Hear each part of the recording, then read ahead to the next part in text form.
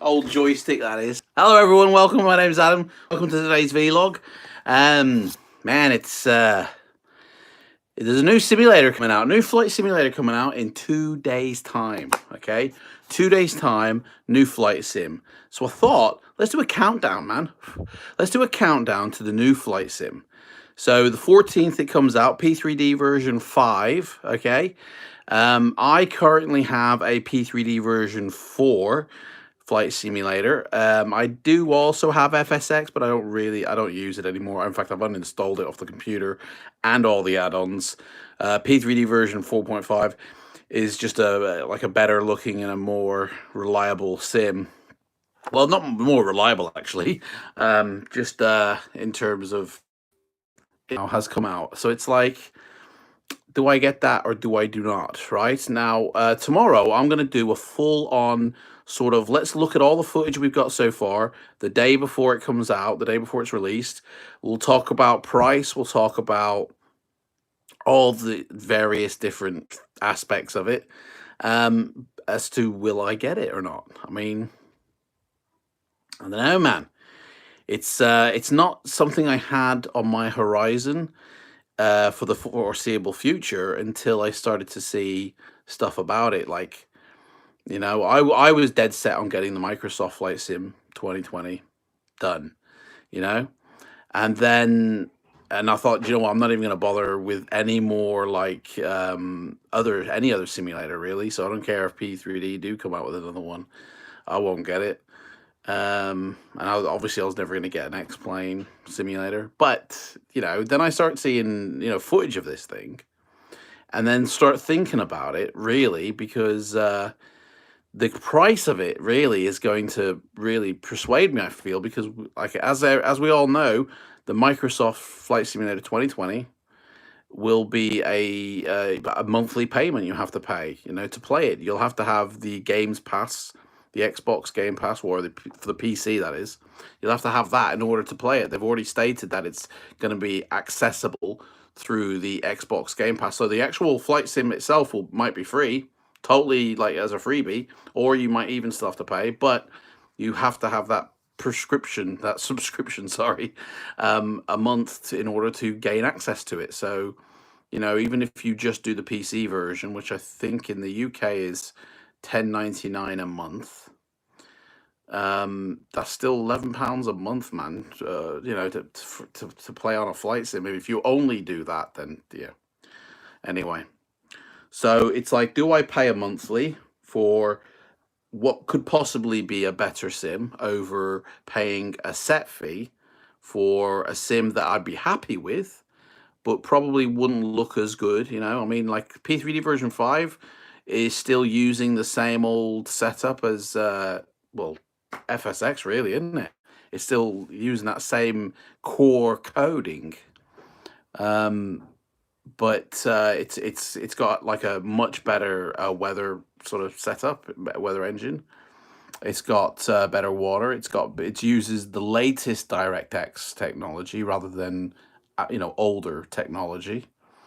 The performance of it is spectacular. I know running on my computer, I'm going to have all the sliders to the right. I'm going to have all the boxes ticked. Like, I know I'll be able to run it the best it can ever be, which means when I start adding in add-ons and stuff like that, and it's gonna look better, and it'll still perform adequately. So it's like, I have no idea the performance yet of the Microsoft 2020 on my setup, but I do have a good internet connection, and that's the other thing that hits me. It's like, in order to get the best out of the Microsoft 2020, you need internet connection, okay? Because it's going to download the scenery on the fly, or it'll download it sort of and build it up in a cache in a temp folder, and then you fly around in it. But you still have to have that internet connection to gain access to that flight sim. And it's a monthly subscription, which means if they wanted to, they could just cut that off, and then that's it. I've lost the whole flight sim altogether. Whereas P3D version 5, from what I understand, it's a single installation. It's a single fee. It's on my computer. If they stop supporting it, who cares? I can still use it. You know, it's honestly, guys, I'm actually, I never thought I'd say this, but I'm actually swaying more to P3D version 5 than, you know what I mean? You're right, Ivan. I'm actually being swayed more to P3D version 5 than the Microsoft 2020. I never thought I'd say that ever, honestly. But the way they're setting up that Microsoft Flight Sim does not leave a lot of faith in me for how long I'll be able to use that sim, you know? Whereas the P3D version 5 one, it's gonna be very similar to P3D version 4.5. You buy it, you install it, you own it, you can use it. Obviously they can take your license off you. It's a license you're buying, not, you know, the product itself. But it's like, I don't know, man. I don't know. Anyway, tomorrow, guys, version 5 is a small, well, that's it, Ivan, isn't it? It's like version 5 it feels like it's an update rather than a new simulator, you know? It's like, here's an update to version 4, guys, and you'll be happy with it. It'll look like X-Plane, you know?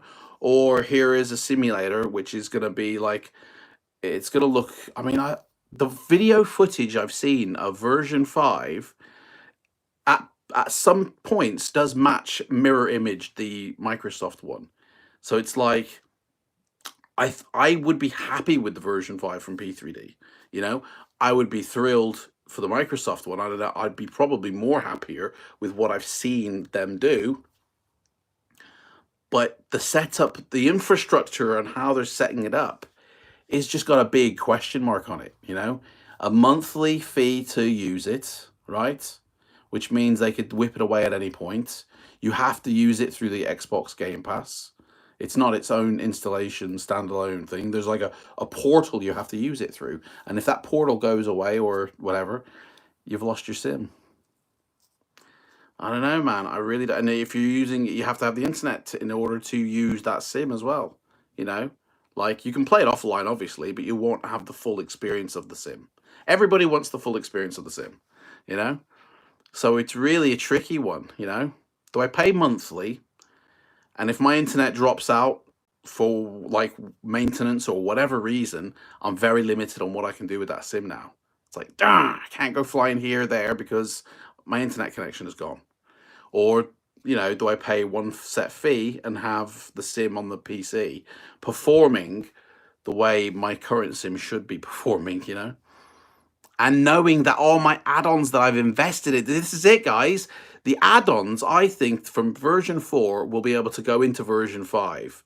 Okay, I think it's going to be forwards compatible. Okay, it's not going to take advantages of all the extra, you know, features that version 5 have. Like if I've got, say, some, let's say, let me think here, UK 2000. I've got Birmingham UK 2000. That was kind of made for FSX and it's been updated for P3D version 4, but the best is coming in the game. FS is good for us because X-Plane and P3D version 4. Oh, it's gone. It's gone, mate. They only, honestly, can I get that? Oh, there we go. Plane and P3D version 5 work more for best renderer. But the best is coming in the game. Best is coming in the game. The new FSX is good for us because X-Plane and P3D version 5 work more for best rendering for simulator. I think I don't really understand what you're saying there, mate. But I think you're saying that the Microsoft one is the worst for rendering the world. Is it?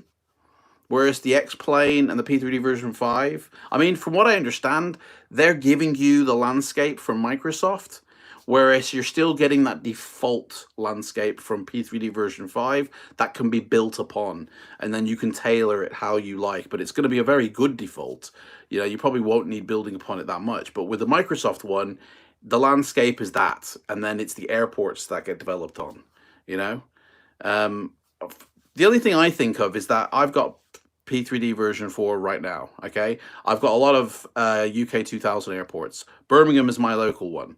It's made for P3D version 4, you know what I mean? And it's not made for version 5. It doesn't take advantage of all, like, the PBR materials on everything. It's just runways and some surfaces are PBR'd, you know? Whereas in version 5, I think everything's going to have PBR. It's going to take advantage of all the performance and all the enhancements of version 5. But I do feel that the current version of my airport for Birmingham, I can slot into version 5 and it still will work because it's the same core, you know? I really do. I really do. What did you say there? The new FSX, I mean, the new FSX kill the game. Yeah, well, the new one is going to be able to play on the console, isn't it? You're going to be able to play that on your Xbox One as well. It's going to be kind of like dumbed down a little bit. And so it's good. Yeah, see, the Microsoft one is they're aiming it at everybody. They're aiming it at kids, adults, hardcore simmers, and very casual simmers. It's a real big sort of thing to aim something at everybody. P3D is a military training software program. You know, we utilize it for commercial use, but it's for military training.